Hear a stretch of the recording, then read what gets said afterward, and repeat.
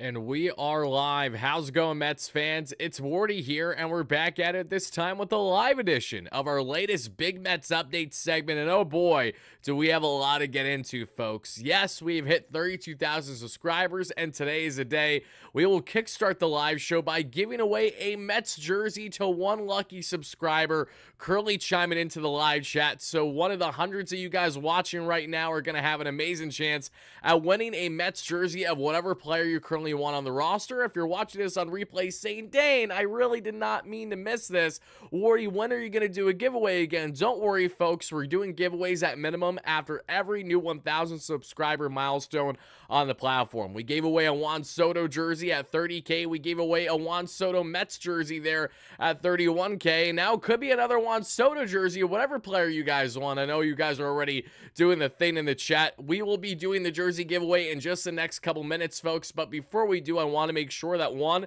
enough people get in here in the live show that are watching live, and secondly, I want to relay what tonight's bulk of discussion is going to be, because it's going to be headlined by some key takeaways from the Mets' latest spring training game loss, 5-1 against the Houston Astros. Of course, the Mets have nothing to show offensively yet again. They're not going to have the bat start swinging until I'm attending Port St. Lucie this weekend, apparently. And shout out to all you amazing Mets fans. I can't wait to see you guys. I'll be there from Port St. Lucie and West Palm area from March 8th to the 13th, and I'll be hitting plenty of games during that span, including March 8th's game later on in the evening, and the next game probably earlier in the day. So be on the lookout for that Saturday and Sunday. We'll be doing a live show somewhere that we're still figuring out and hashing out the details. So all my Mets fans in Port St. Lucie area, I look forward to meeting many of you guys there at an event that we're hopefully going to have set up for Sunday evening, barring changes. But we're going to get into the key takeaways headlined by Swaggy V himself and Mark Vientos from today's loss against the Astros. We'll get into more on Brandon Sproat, as yes, he's not going to be starting the year in this Mets rotation, and exactly how we're going to pair it with David Stearns' remarks as he spoke on not only Brandon Sproat, Luis Acuña, these position battles when looking at the utility role, the rotation, a key health update on guys like Sean Manaea. Sean Reed-Foley is staying in the Mets organization after being put on waivers just 24 hours ago or so.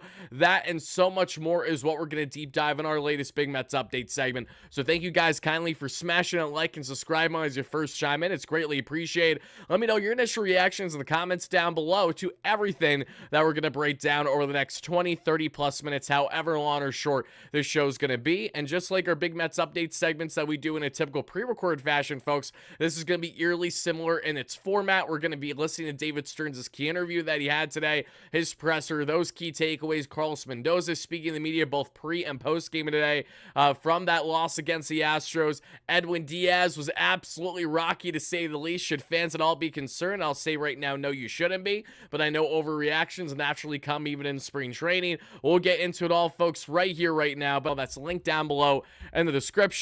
But all right, guys, we're going to do a 5, 4, 3, 2, 1 countdown. Here we go. Random comment selection is about to be had. Good luck, everybody. And no, I'm never picking anyone purposeful. I look away and I randomly select on a comment. It's that easy. 5, 4, 3, 2, 1, go. And the winner is... Let's see.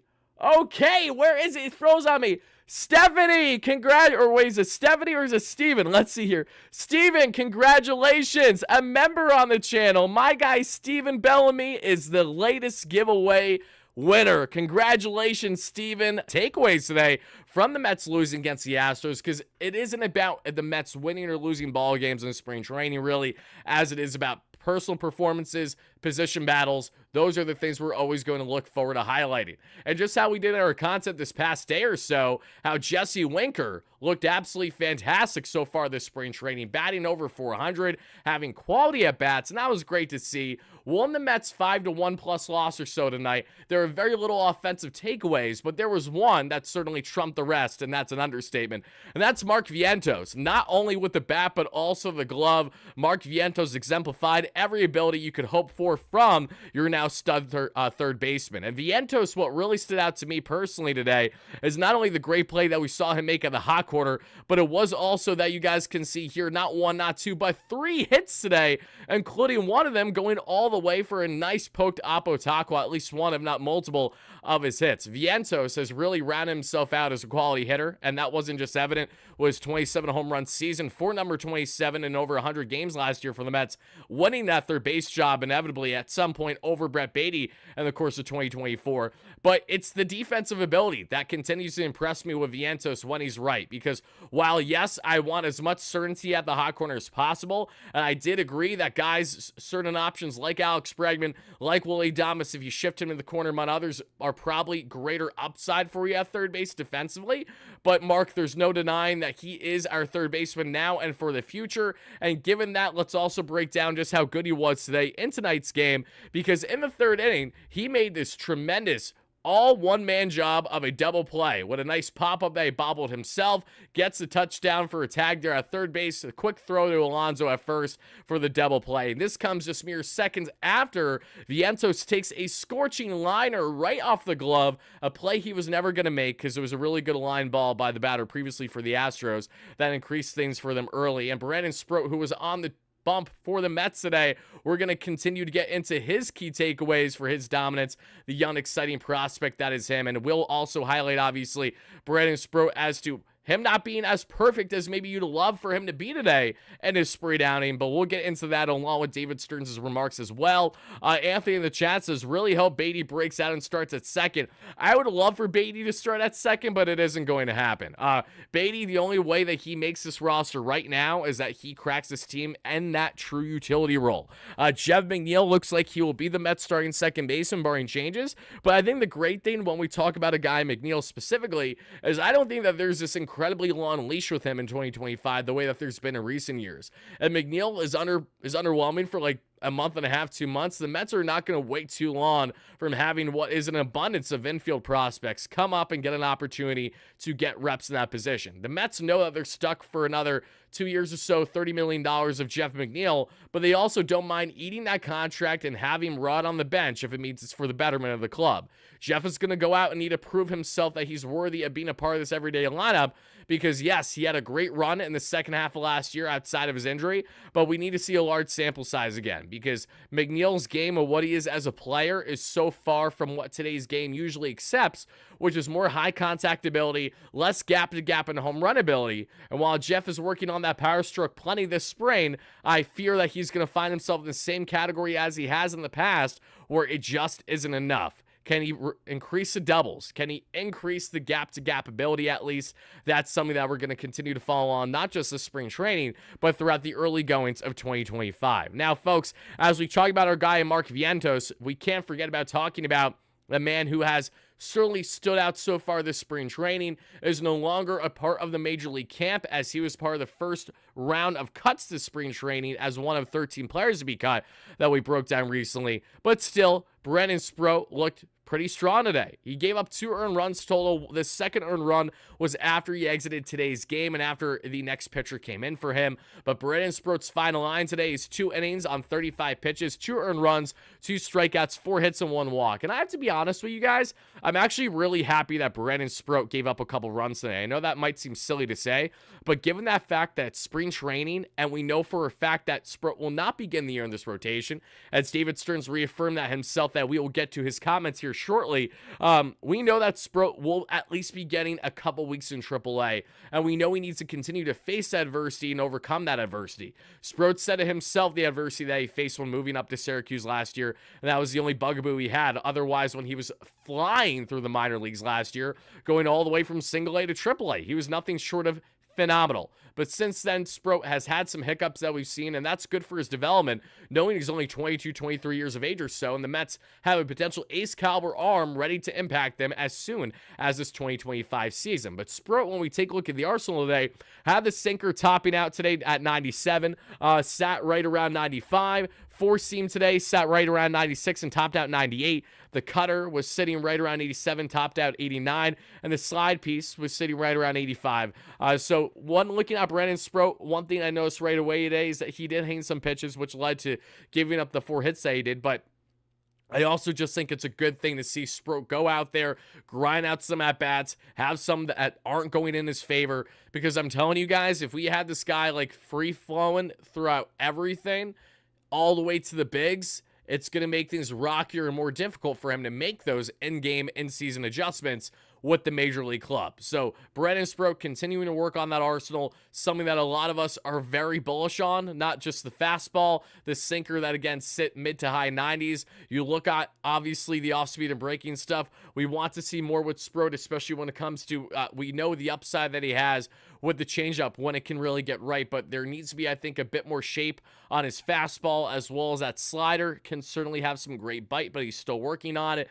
All I can tell you is that for where Brandon Sproat is at in his respective career, given his age of 22 to 24, I know he's in that realm, he's destined to do great things for the Mets this year. And whether or not it's going to be in April, May, June, July, once he does get that inevitable call by the Mets, it feels like an increased likelihood that he's not going to touch the minor leagues, hopefully, ever again, or at least anytime soon, for that matter, folks. But let's get back into this one, because I want to hear from you Mets fans as well as our key takeaways when getting into the Mets loss today against the Astros, because like I said, we're not going to get into all the endless numbers on the offensive end. The Mets offensively today had pretty much a full starting lineup, a lot of what you could expect to begin the regular season at least. Whit Lindor batting leadoff, Soto in the 2-hole, Alonso third, Vientos fourth, Winker fifth, Alvarez sixth, Canario seventh, eighth, McNeil, and ninth, Siri. Canario did not record a hit, did have some unfortunate at-bats. He also did face guys like Josh Hader, so bear that in mind. But Canario, who's trying to compete for a roster spot, it's notable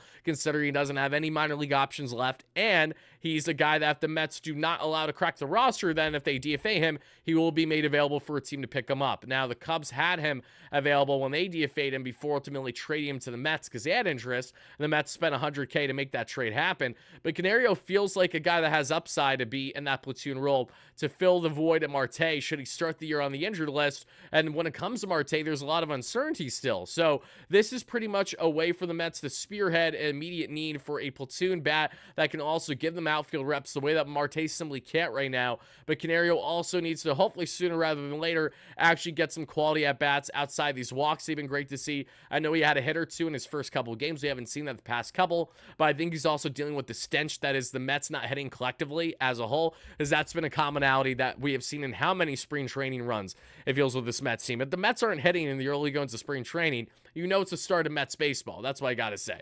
Has 10 days to hit. Can he do it? Barry, that's a great question, and we're going to continue to follow on. And I'll let you guys know my in-person experience witnessing Canario and Port St. Lucie over the weekend. It's going to be a lot of fun, and I simply can't wait, guys. But that was really it on the offensive end. The Mets got out hit 11-7 today.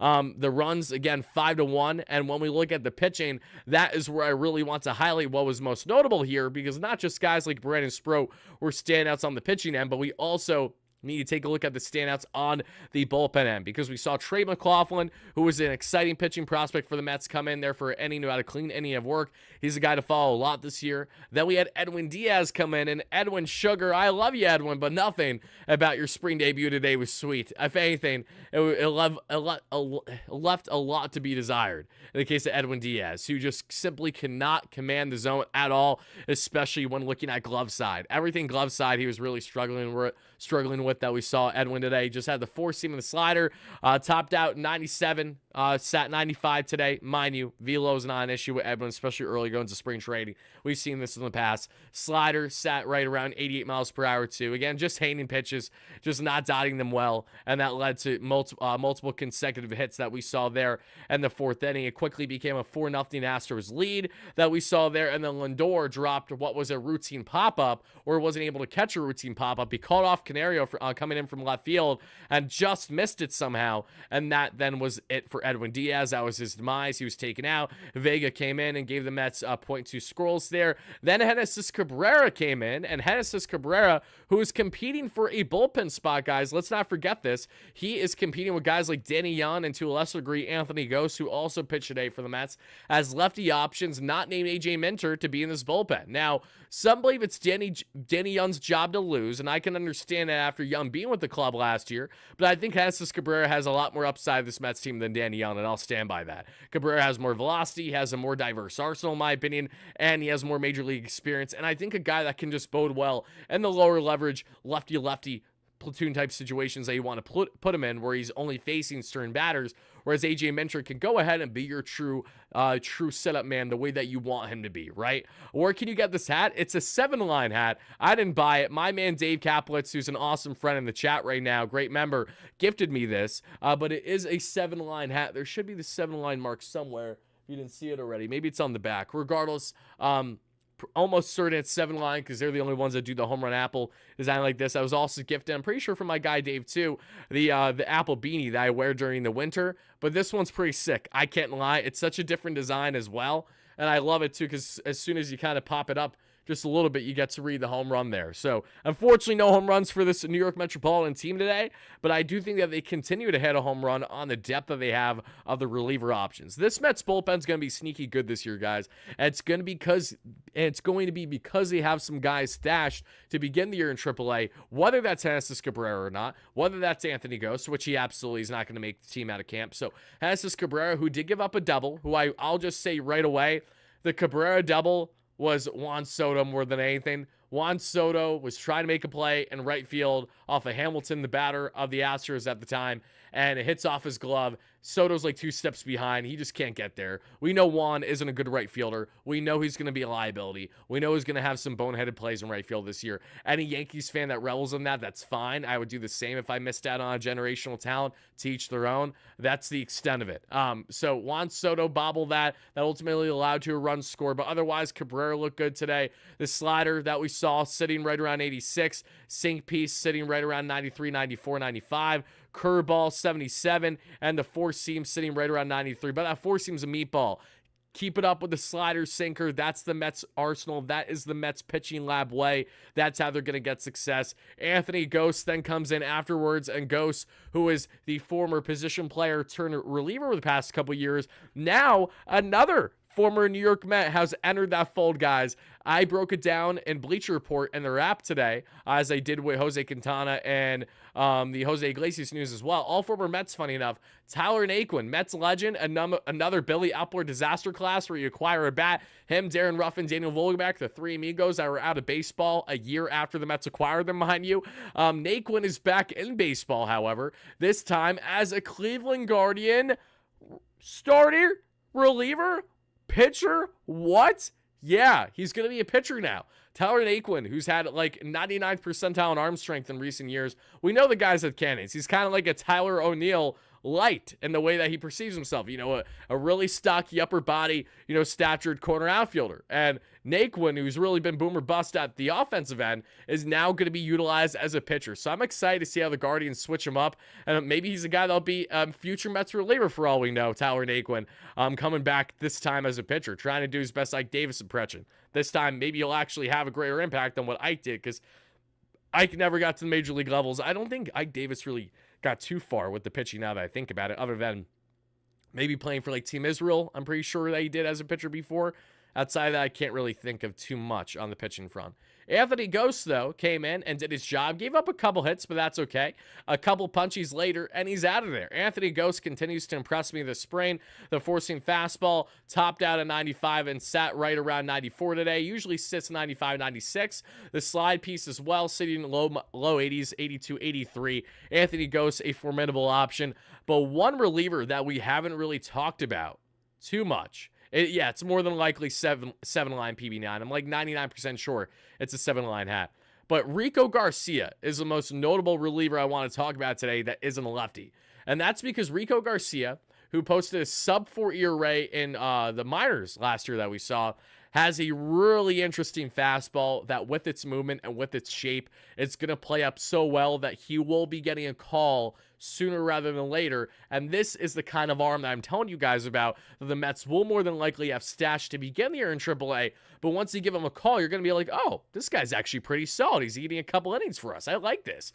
Rico Garcia topped out on 96 on the gun, sitting right around 93 there on the four seam. The curveball that we see with someone like Rico, 83, 82 in that range. Slider, 84, so pretty solid there for Rico Garcia. Keep an eye on him as he continues his very strong spring training. Did have a walk and a strikeout today. Grant Hartwig, same thing. But Grant Hartwig, I think, is on the outside looking in a little bit. I'm not sure how much the Mets love Hartwig's ability other than to really come in to be like a quick call as like an extra man, the 27th man, eat an inning or two. I'm not sure what his upside would be in this Mets bullpen this year, but I do have faith in the lab. So we'll find out on that front, everybody. So that does it for the key takeaways on the game's end. So now we're going to hear shortly from David Stearns, Carlos Mendoza, and other key takeaways from not only today's outing, but also on Sean Manaea, Brandon Sproat, Luis Angel Acuña, and why he is more like Luis Angel Acuña has not reached a point, folks, that he's 95% certain not beginning the year on this Mets roster. Everything is lining up for him to not begin the year on this Mets roster, and we're going to explain why exactly that is just here in a second, folks. But before we do, I have to give a massive shout out to my amazing sponsor that many of you guys know here plenty on the platform, but just bear with me 1 second as I get this pulled up with our amazing friends here at BetUS to have you covered with all your sports betting needs. Because, folks, in 15 minutes, there is a game going on that I'm going to be locked in with. So will my girlfriend, and we are very excited tonight. Even if the boys end up losing, hopefully it's going to be an absolute battle until the end here, because we got the New York Knicks versus the LA Lakers tonight, and I have my New York Knicks in this matchup because, of course, if Wardy isn't at least biasly betting once or twice in a 4-day span, is he even betting? Exactly.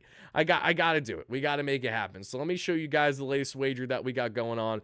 Let me pull it up for each and every one of you. Okay, so that should be good. Now let's pull this over here. All right, guys. So as you can see, we have our latest wager, and we're taking the New York Knicks straight on not the money line, but we're actually taking them at +2 as a slight underdog.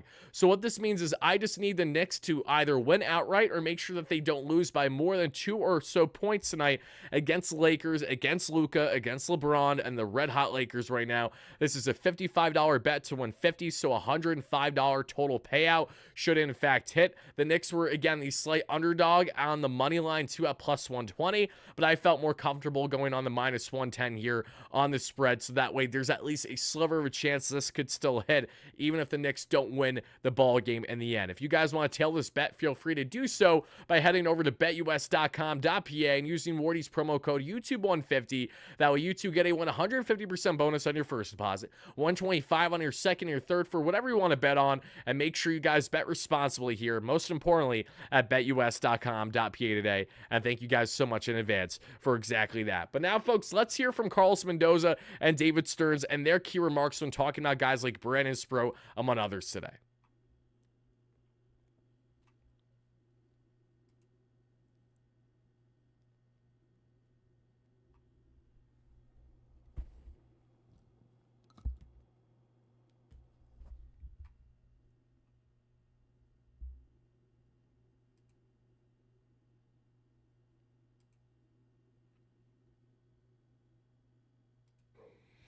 Thought it was good. Thought it was good.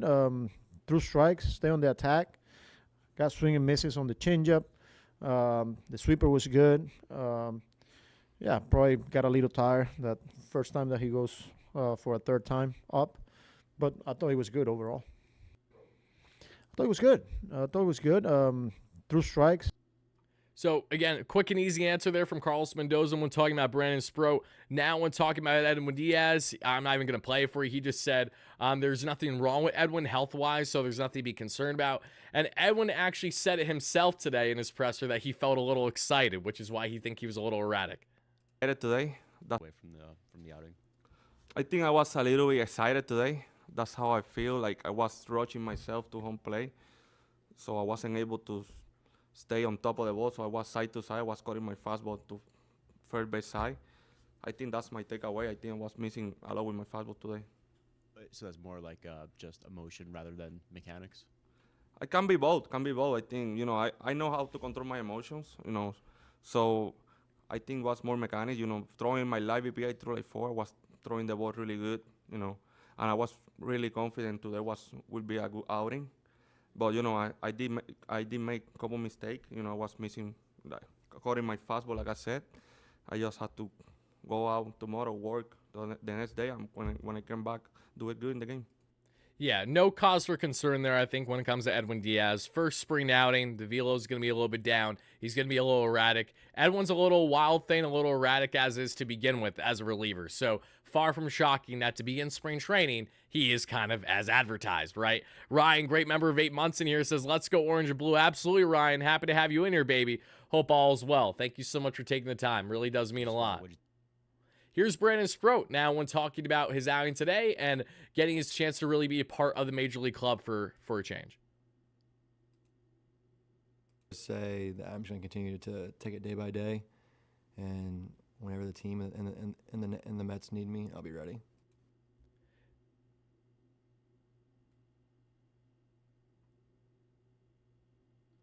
That right there is the play I was referring to earlier, by the way, folks, when I said that a ball got past Soto that he tried to reach, but was clearly played 2-in on it. It just got way ahead of him. That's exactly what that was. And it's only blown up on Twitter because of Yankees fans trying to blow it up. So I'm glad that that's their priority this evening. And there, guys, we saw Tyler Naquin signing as a pitcher earlier, which was so sick. Not initially broken from Zach Measle here, but a good breakdown at least, I believe. Let me see what now Brandon Sproat was discussed with David Stearns, rather. David Stearns, when talking on the topic of Brandon Sproat and why he won't be beginning the year in the rotation, but the optimism that they have with someone like him. What are your impressions of Sproat at this point, and how far away could he be? Yeah, it's tough not to be impressed. He carries himself very well. I think he's very focused. He's still growing and adding to his arsenal, which is exciting for a guy who's as talented as he is and has flown through the minor leagues at the rate that he has. We also believe he still has development left, and we want to see him really have significant success at the AAA level. I think he wants to prove he can do that as well. And once we see that, then we can start talking about when is the right time at the major league level. What is significant success at AAA? I don't know. We kind of know it when we see it. We want him to get guys out. And I think he will. So I think it's notable that he said, I don't know what it'll be to show significant, success at the AAA level. But this reeks a lot of, honestly, I'm going to just flat out say it, service time manipulation. I mean, how can it not? How can it not? Let's be realistic for a second, everybody. If the Mets just wait a certain number of weeks after the regular season starts to call up Brandon Sproat, they will have full control of him for an additional year under his contract. And that's a lot for a Mets team that obviously sees the upside with Brandon Sproat and wants to have him for as full control as long as humanly possible. The Mets are, one, not going to rush up Brandon Sproat. Two, they want to see him handle adversity better than what he has done so far at AAA. And three, I think the Mets want to see him handle that adversity for at least a month or so, however long at minimum it's going to be, before he can be called up once the service time manipulation is properly put in place, essentially. So by the time that they would do it, oh, bam, it just so happened to be right around the same time that now it sets in that they would have access for a full more year of control on his contract. That's what it appears to be. I think that just goes without saying. So I know that some fans love the idea of Brandon Sproat starting the year in the rotation. That was really never going to happen, though, unless he lit up the lamp this spring. And while he's looked awesome, you could tell that Sproat obviously still needs more work. And I'm more than comfortable with that. I don't want a top prospect to be rushed up and then for him to be underwhelming when this is a guy that we need to lean on and will likely need to lean on for good stretches this year. For all we know, Brandon Sproat could come out and be one of the best pitchers for the Mets by the end of the regular season. But in order for that to happen, they need to make sure that they play these early steps very carefully for him and his development. I think once you get Sproat for at least a number of weeks, let's just say hypothetically at least a month, I don't know the exact date as to when the service time manipulation would really come into place. I know that some of you guys probably know that exact date. Let me know in the chat. As a matter of fact, that'd be greatly appreciated. But this is a situation where the Mets have seen more than enough from Brandon and know that he's MLB-esque ready, but they just want to see him handle more adversity because he's had such a limited workload at the AAA level to this point. So give him some more time there, and then he will see him called up. And then hopefully when he does get that eventual call by the Mets, it's never looking back. And I think when it comes to Brandon Sproat, we're going to see that become a reality. The guy has the stuff. You could clearly see that he's happy to be here, wants to be part of this team. So hopefully we do in fact see that happen. And before we talk about Luis Angel Acuña, as David Stearns had some key remarks on that today, that's going to get to rounding out our show. Let's hear a key injury update on Sean Manaea.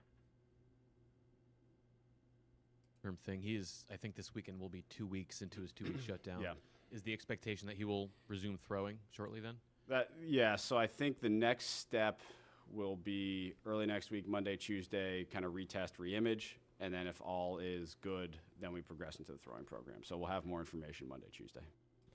Okay, folks, so there you heard it from the horse's mouth himself and David Stearns. Monday or Tuesday, we will have a health update on Sean Manaea. Once we have a health update on Sean Manaea, and I will either be on location recording a video for you guys or talking about that in a live show or video later on that day while I'm still in Port St. Lucie around that time, I'm telling you right now, hopefully it'll be news that, okay, he is done being fully shut down. Now he can slowly but surely begin the ramp up of building himself back up in a spring training format, meaning that Sean Manaea will need a month's worth of ramp up to get back to the Mets. So a month's worth of ramp up from, say, the time of Monday or Tuesday would mean that he would return to the Mets. It still would be in line to return mid to late April. But if there are any setbacks, God forbid, and that's where I'm knocking on wood, any setback at all for Sean at this point would mean that he's not returning until earliest May, just because the initial timeline is already mid to late April. So I'm thinking it's going to be, probably, my guess is April 20 something. So in that range, either way, hopefully we get the Simone Southpaw back. That's very important for this Mets team. And that goes in hand with why the Mets didn't just chomp at the bit to bring in Jose Quintana, but rather settled for a non-guaranteed contract in Jose Urena, who does have a lot of upside as a swing man, especially as a reliever option, but as the guy that they may ask for more from than they otherwise typically would because of their scarcity when you look at the depth of the rotation versus the depth that it had 2.5 weeks ago when Montas and Manaea, the two buddies, were healthy. Now let's hear a little bit more from David Stearns when talking about Juan Soto. Then we'll get to Acuña, and then that's going to wrap it for tonight's show. Before you signed him, but what have you learned about him since he got here that you didn't know before? Actually, guys, I'm not even going to play the clip because the quote pretty much there says it. Just, how professional he is, how he carries himself. He's a really good sense of humor. He's a funny guy. It's business when it's in the cage and when it's out there. When it's back there, it's fun, it's humor, it's a smile. He also does say, how just locked in he is, how professional his approach is with everything, especially when they're having their one-on-ones. But obviously, how funny he is at the same time, I think is awesome to see.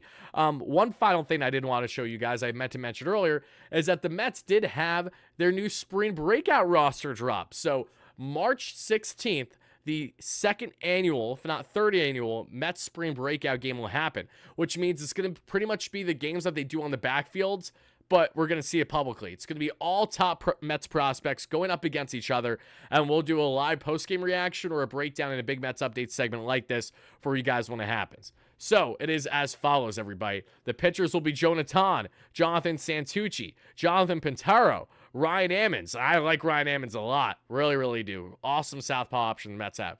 Frank, and I'm going to butcher the last name, Ryan Lambert, Anthony Nunez, Douglas Orellana. Let's see, Dylan Ross, who spells Dylan interestingly, unless that's a typo. Infielders, Jet the Met Williams, Ryan Clifford, Jeremy Rodriguez, Boston Barrow, who's going to have a big year for the Mets this year in the minor leagues. Trey Snyder, Jacob Reimer, Colin Houck, who really needs to step it up after a bad first year in pros. Bohen Adderley, Corey Collins, and then the outfielders, Carson Benj, Nick Morabito, love Nick Morabito, Eli Serrano III, and I like Carson too, but I'm curious how he's going to develop this year.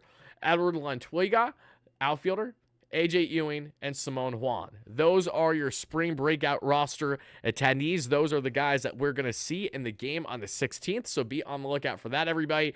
And as I mentioned, we will have a breakdown on it. Now, before I get out of here, everybody, last but not least, very important, Luis Angel Acuña was asked by Mike Puma and others to David Stearns, asked about Luis Angel Acuña, and pretty much he reiterated how Stearns made it clear we're not going to let prospects rot away on the bench. So The only way that a guy in Luis Angel Acuña is probably going to crack this roster is if he's going to be getting fairly consistent starting reps, maybe on a bi-daily basis, with Jeff McNeil at second base. Otherwise, we can pretty much pencil it in now that Luis Angel Acuña will begin the year in AAA Syracuse. It makes sense. He definitely can use more reps down there. As awesome as he was at the major league level, we know he's going to impact the Mets positively this year. And I think the Mets know that, even with him not beginning the year on the roster. I think that's okay. Injuries inevitably happen, inconsistencies inevitably happen, and Stearns alluded to exactly that in his presser today, as to even if it's not right away, it's something that will gradually happen throughout the course of the year where they will get significant playing time. Now, I don't necessarily classify Brett Baty as a prospect, so that's why I'm not putting him in this discussion. This is more of an emphasis on Acuña than it is on Baty. He's already 25 years old in a make-or-break year. Donovan Walton is just trying to be an MLB player where he's been anything but a consistent mainstay. Baty has more upside, more minor league options, a lefty bat off the bench like Walton. More upside, though. Can play second, can play short, can play third. Baty got second base reps today, as well as Acuña getting third base reps for Vientos in the latter half of this game, and both look beyond fine and beyond proficient in their respective areas. Everything is aligning towards Acuña to begin the year in AAA, and for it to be that battle of Donovan Walton and Brett Baty. And unless Walton really does turn enough heads where the Mets are comfortable with a guy like him to begin the year on the roster over a prospect that they don't want to rot away on the bench, so be it. But I think a guy in Baty is going to exemplify enough this spring training and continue what has already been a strong start to his spring training in cracking this roster and being that utility guy off the bench when everything is said and done. Final thing for me, folks, Sean Reed-Foley, if I didn't mention it already, is back with the Mets. He was not claimed after a 24-hour period or so of being in the waiver wire, so now he's back in the organization and outright into AAA Syracuse. He does have an opportunity, however, to, I think, opt out of that, but I don't think it's happened. So either way, expect SRF to hopefully stay, and we'll keep him, like many others, stashed in AAA to begin the 2025 regular season. But guys, that is going to do it for our live show. I want to thank you again so much for watching. If you enjoyed this segment, please make sure to smash that like and subscribe button on your way out, and let me know your biggest takeaways in the comments down below. I'll probably have this cut out at least a solid 10 minutes or so it isn't as long for my replay viewers. But no less, guys, thank you so much for watching. Smash those likes and subscribe button, and be on the lookout for your guy Wardy March 8th to the 13th in Port St. Lucie at Mets games, with a live event coming Sunday night that we will have details hopefully out for you guys as soon as tomorrow, if not latest early Saturday. Regardless, hope to see many of you guys at games in Port St. Lucie, Jupiter, West Palm area from the 8th to the 13th. Until then, have a fantastic rest of your night, day, evening, whenever